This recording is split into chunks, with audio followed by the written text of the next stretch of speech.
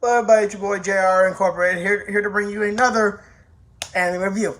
Here to bring you an anime review on Oniai.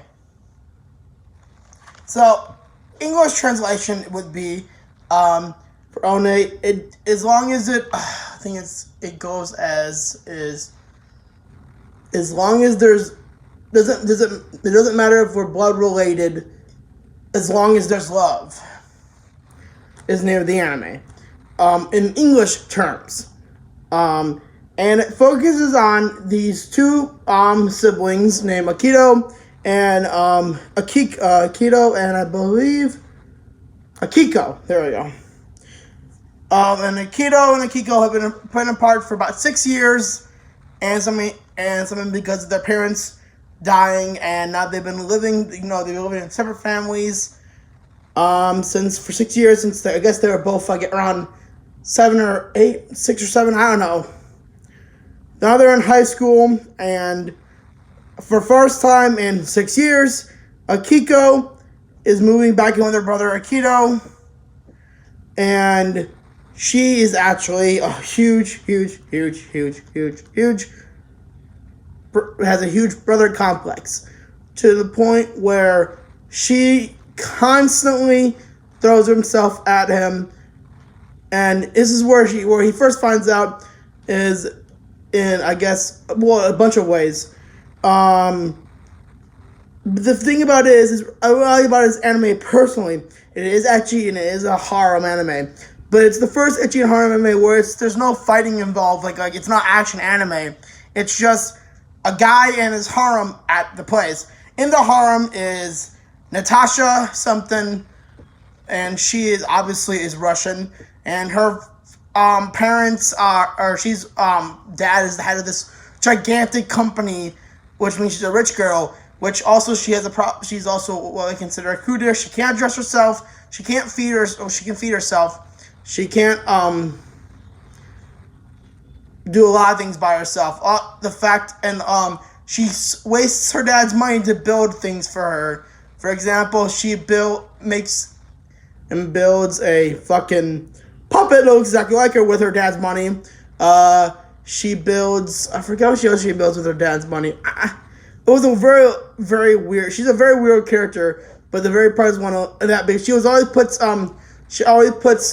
Akito in a fucking word trap, which every time she says, "How many times have I told you to call me Anna?" And he says, "Okay, Anna, I'm sorry."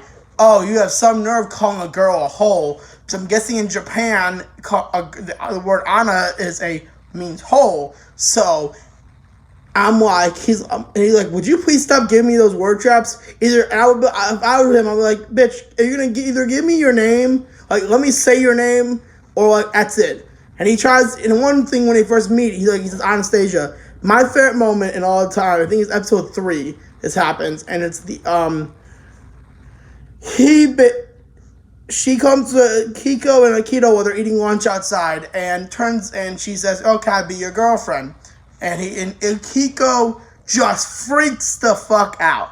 Like, literally freaks out. Like, starts screaming and crying. And Akito is like, "Sis, get a hold of yourself." And he's like, "Are you trying to mess with me or not?" And the first part is he says it, and she is like, there's a silence between the sister and the brother. And then she repeats herself. And again, "What, can I be your girlfriend?" And then he's like, "No, I heard you the first time, but like, are you messing with me?" "No, I actually want to be your girlfriend." And then he drops a piece of his food, and he says, "Oh my God, 3-second rule." And the best part, so she calms down after the first freak out, and he says, "Oh, I've heard of 3-second rule, but never that version. I mean, like, I had a different version." They're like, "Oh, there's a local version? I would love to hear it. Tell me." He says, "Sure." He says, "Show me your hand."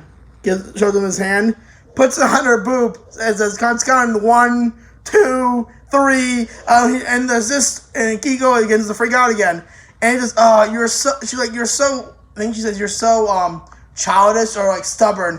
And then puts her hand on her hand, Kiko's hand on her boob, and Akiko freaks out and passes out. The other part of another girl in their apartment is Ginbei, and she is actually, and I know it's a weird name for a girl, but it's actually a girl, and she is Akito's childhood best friend, even though he only sees her supposedly sees her as a guy, because let's just face it, she's not all that feminine. I mean, she looks more like a guy anyways. The only way you can tell she's a girl was because she wore a dress and a skirt. And then there's the fourth person in this harem. Technically is Akiko. Technically is Akiko, which there ain't no way it's happening. And the funny thing I like about this anime is that he actually writes a book series. But even though it's saying it's fiction about him and his sister in a way, with a little bit different characters in a romantic relationship. And it's like a huge series that goes on. And his sister doesn't even know that he's the one who writes it, because it happens to be her favorite series. And I love the ending for one reason. And the ending is like after she fails again to, I guess, get with him. He's sitting there and like it's an inner monologue. And he's basically saying how I don't know how long I can keep up my defenses against her. And also the fact is, I'm going to tell this, and Akiko can never know this, but we're actually not blood-related siblings at all. She's actually adopted. And if she ever does find that out, her advances will become more and more aggressive, which I don't think I'll be able to hold back any longer at some point. He didn't outright say he has a sister complex, but because there's an underlying statement in one scene where his editor finds out he has a sister, and she's also editor's the girl, and the editor tries to seduce him, which is a really fucking funny scene, because he's just sitting there what the fuck? He's like, what the fuck is going on?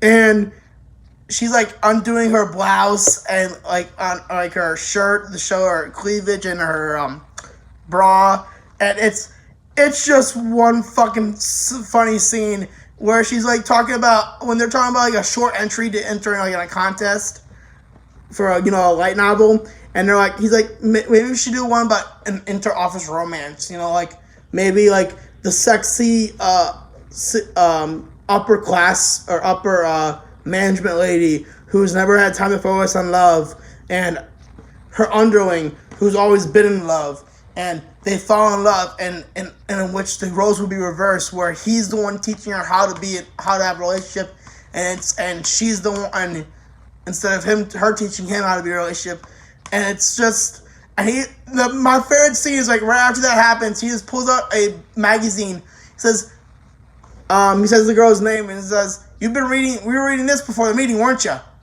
Because that's literally what just happened. It's literally a story in this magazine says that. Or a concept for this, I guess, for a story in this magazine said that. The other and most, I guess, aggressive of the, I would say, harem people is the president of their, they're part of the student government. So there's Akiko, who is the secretary. The president, I don't even know her name because they only said in one episode, and I'm just going to call her the president. She is a red-haired lady. Here, I'll show you a picture of her, actually. And that is her right there. Yeah, that's her right there. She is a red-haired, very busty. That's all I'm going to say. Actually, there's one of my favorite scenes, and it's kind of a shameful scene in the exact form, but it's one of my favorite scenes. Is when they're going bikini shopping as a test to see who gets to spend time with Akito,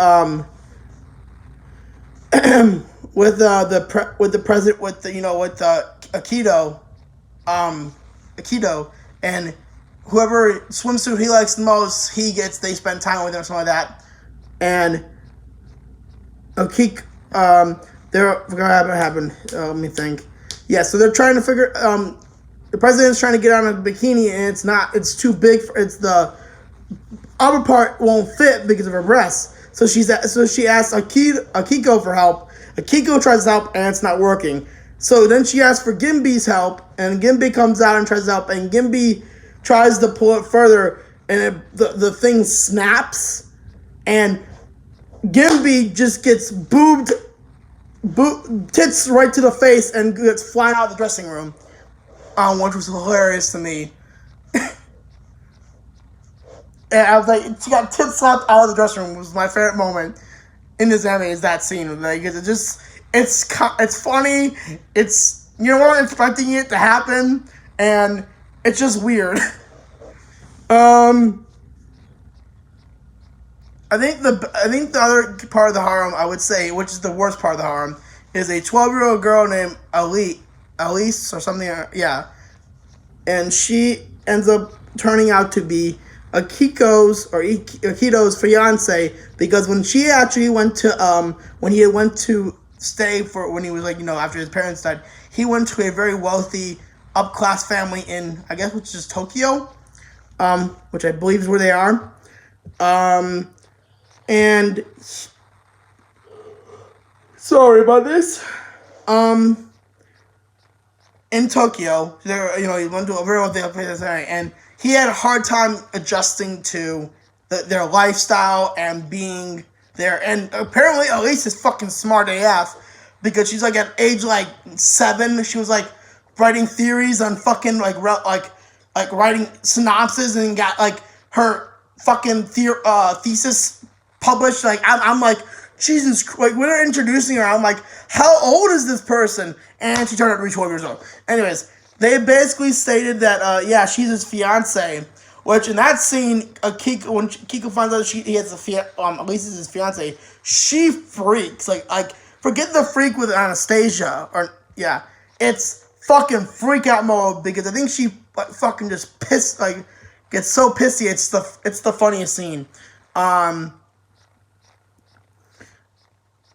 personally, one of my favorite moments in the entire anime or episode would be episode 11, or is it episode 12?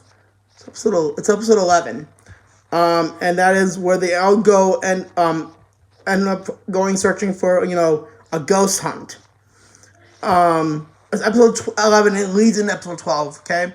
And on episode 12, in the beginning of episode 12, you end up, when you, there's a scene where they're all sleeping after the ghost hunt. They're all afraid of ghosts. So they're all sleeping with Akito, who's the only male in the room, and they're all in their nightgowns and stuff. And Anastasia, for the last episode and part of the other episode, hasn't had any laundry done, so he has no underwear. So she's basically going, you know, commando for that point. And she is not wearing any underwear nor bra. So when she's wearing her like see-through kind of like nightgown, there's nothing there. And everyone wakes up and they see that she's like has no, like, nothing covering. Like, where is your underwear and bra? And the best part is she's a cuter, and also the fact that she doesn't have like really displays any real emotion. Normally her face is always like this when she talks, like this, except when she sees Elise, because Elise is cute as hell, and she has, I guess she oversteps her boundaries with Elise a lot, and I mean a lot. And the thing is, I like how she also passes off, like, she'll say like, oh, these aren't my stuffed animals, I would never have anything this girly, and like when Akito is trying to help her with her room, or she'll do some stupid shit, like she's like, oh, we'll give you my underwear. It's like, I respect you. He's refused, and just, nah, I'll give you this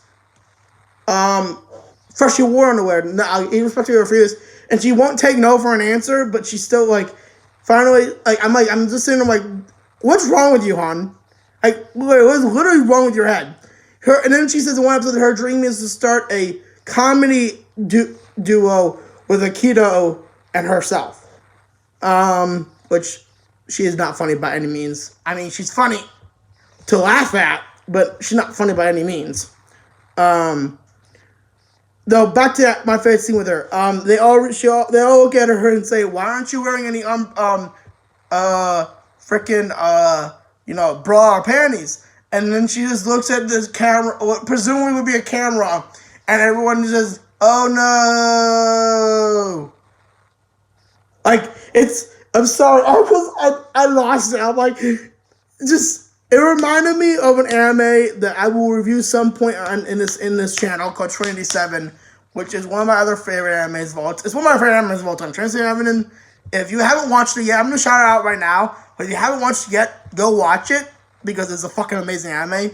But I'm gonna get back to Oniai real quick. Anyways, it comes down to the point where really no real president. The president. Back to the president real quick. The president is supposedly goes both ways. She doesn't mind doing it with a female or a male, and constantly asks Akito to be her man or to be her sex slave or whatever it is, or her. She doesn't even care if he's his sex slave. She's his sex slave. She doesn't care as long as she gets him, and she wouldn't care if she got his sister too. But the fact of the matter is, and there's the vice president is Anastasia of the Security Council. The third member, they were the 3-star members: Akiko, Anastasia, and the president, obviously. And then Ginbei comes in, and she's the accountant, which is amazing. And then the fourth and final person is him, and I think he's vice secretary, but I might be wrong. I might be wrong. I don't know. And my favorite, there's only one dream sequence in this entire anime that I readily enjoyed. It was in the same episode as the ghost, I believe. And the dream sequence is all these girls. It's a sequence where all the girls ask him to marry him, and he does. And it shows how they all have like a night all together, have a night with each other, as they're married, and then it shows them all caring for kids. Which, by the way, of all the children, of all the two people here, I hate to say this, but Akiko and Ginbei are the two greatest mothers in that scenario, in that dream sequence. Ginbei is singing a lullaby to the baby, and Akiko is just cradling him in her arms. But it's not limited to just, it's every single girl, including his editor, which is like just the funniest thing is she when she confessed that wants to marry him in that dream sequence, she says, "Do you hate older women?" He says, "No, I love them. Why not? Let's get married." The part about the dream is he's like, not even one time did he say no, and then finally he wakes up in the dream when he has to clean Kiko's son. Or Kiko's and his son, and it pees in his face. Duh. That's, my friends, is the gloriness of Oniai. The fact of the matter is, there is no fighting in the Echihara anime, except between who gets to be with Akito and his stuff, and just about their daily lives with him and his harem in this one house. Granted, Elise isn't really subject to much of the harem shit as much, because she doesn't come out until episode 7 of this anime, so you won't see her for very much. You'll see her from episode 7 onward, but trust me, she makes a lasting impression for just how cute she really is. And I'm not trying to be, what a lolicon or anything, but she is generally just a cute character because she's just a very nice person. She genuinely cares for Akito, and is really just, I'm saying this now, he even says that I don't think he can marry her because she thinks of her as another little sister, which he didn't even know about in the future. She could look different, which Anastasia actually does say to her when trying to search for a swimsuit that would be more adult-like. She says, "You're still 12, but you never know. In the future, you might look an adult, maybe more of an adult body, and Akito might recognize that and see you in that." Which is, again, really wrong to a 12-year-old. Is for I don't know how old Anastasia is, but she's 16, said to a 12-year-old, but whatever. Anyways, guys, that's it for this video. Please go, if you did like this video, go give it a like and comment and subscribe. And I'll see you in the next video. Also, please, if you thought this review was interesting, please go check out Oniai. It's a really good series. You can watch it on Go Anime. It's for free. In only English sub. And they do have specials afterwards, which would be considered an OVA, which are 6, but they're only anime and they're not really that fun. So we're gonna go watch them, and they offer they don't really offer any real substance to the story afterwards. But definitely go get Oniai a try. Peace. 向かってくるのか。逃げずにこのディオに近づいてくるのか。近づかなきゃてめえをぶちのめせないんでな。ほほう。では十分近づくがよい。